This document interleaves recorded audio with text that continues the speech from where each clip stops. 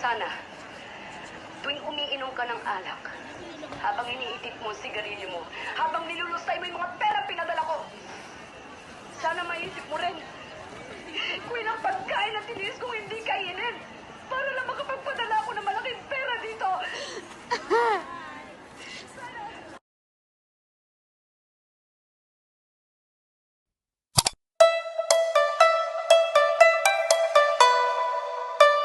Hong Kong, isa ito sa mga lugar na dinadagsa ng mga Pilipino para sa trabaho. May tindera, may waitress, may mga musikero at may nag-oopisina rin. Pero ang pinakamarami sa lahat ay DH. Gaya ko. Swerte-swertihan lang din sa amo. May among mabait, may among masungit, at pag minamalas-malas ka, sa sadistang amo ka mapupunta. Pero kahit patay katawan, okay na lang. Kasi naman kahit saan mo tignan, talagang mas malaki ang kikitain mo kesa sa atin. Mabuti na lang uuwi na ako. Matagal na rin nung huling umuwi ako sa Pilipinas. 6 na Pasko, 6 na bagong taon, 6 na birthday ng mga anak ko ang pinalampas ko. Hay, salamat. Iiwan ko na rin ang impyernong paraisong ito.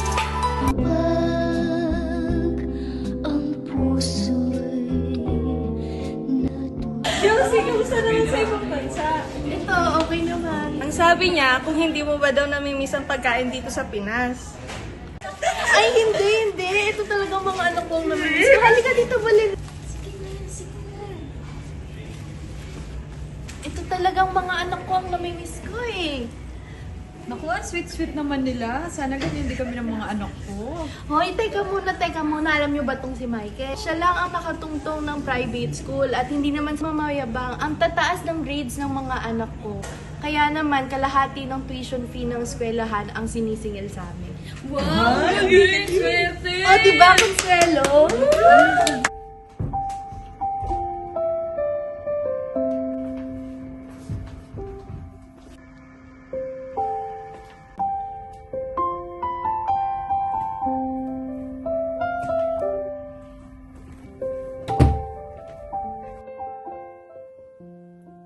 Nay, huwag na po kayong umalis. Kailangan anak eh. Kaya mo babalik din ang nanay, ha? O tulungan mo na si kuya mo. Michael? Sayang ka. Tulungan ko pa rin. Oh, ba't Bernas Santo mga mukha ninyo? Hindi pa ba kayo sanay?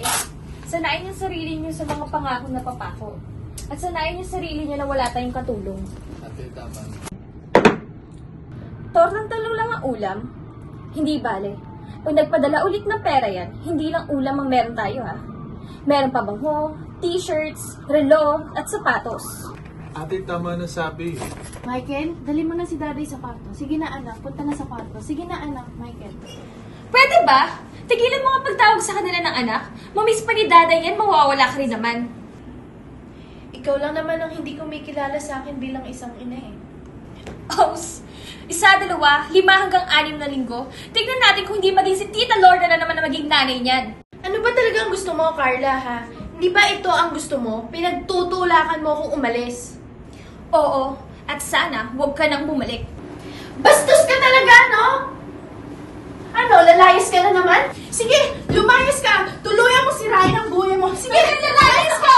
Magpakabuhan ka sa bisyo mo! Magpakasawa ka sa mga luho mo! Talagang gagawin ko yun! Sige, magpabuntis ka! Nay, tama na.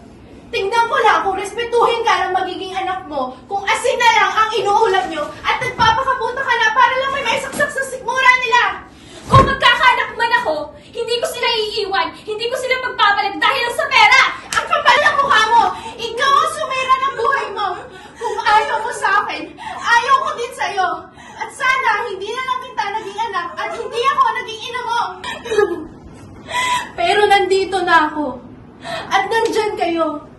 Kahit saang lupalop ako ng mundo, dala ko ang obligasyon na bigyan kayo ng magandang buhay.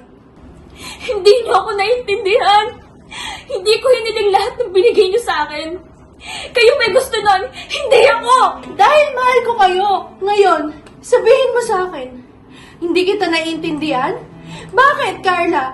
Ako ba inintindi mo kahit minsan? Hindi! Habang umiinom ka ng alak, habang hinihitit mo ang sigarilyo mo, at nilulustay mo ang perang pinadala ko para sa inyo.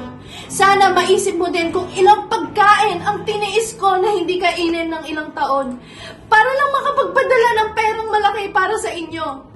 Ngayon, kung hindi mo ako kayang ituring bilang isang ina, respetuhin mo na lang ako bilang isang tao. Yun lang, Carla. Kahit yun man lang.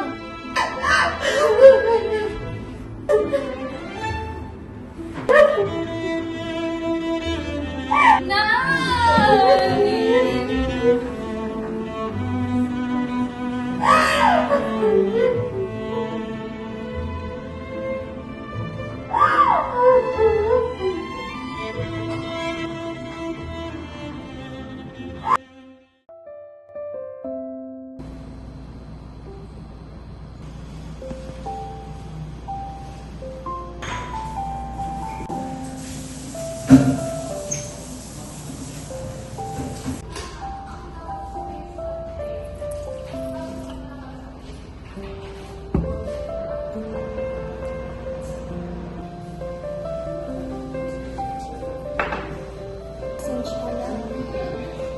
Siguro hindi ko lang talaga kilala yung sarili ko. Kung sino ako, kung ano ako. Ang alam ko lang kasi lumaki ako na walang magulang. Walang nagsasabi na ang galing ko. Walang nagsasabi na ang ganda ko. Hindi ko alam ba't ko to sinasabi. Hindi ko rin alam mismo kung anong sasabihin ko. Naiintindihan kita, anak.